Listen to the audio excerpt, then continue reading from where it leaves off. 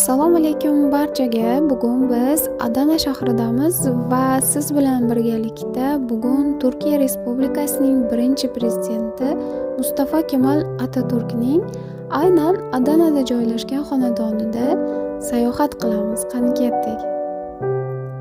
Binoni qurishda ko'proq taxta mahsulotlari ishlatilganligini ko'rishimiz mumkin va bino ichi ham tashqi tarafi ham juda ham chiroyli ko'rinishga ega.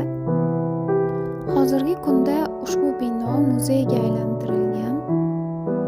Bino ichidagi barcha buyumlar, kitoblar va rasmlar ushbu binoga tegishli bo'lgan har bir kichik narsalar ham aynan Mustafa Kemal Atatürk tarafidan ishlatilgan hamda o'sha uyda mavjud bo'lgan buyumlar saqlanib qolishga harakat qilingan va hozirgi kunda o'sha muzeyga tashrif buyurgan har bir inson bu ma'lumotlar bilan o'sha davr tarixi va Atatürkga tegishli bo'lgan o'sha suratlar bilan tanishib chiqishlari mumkin bo'ladi.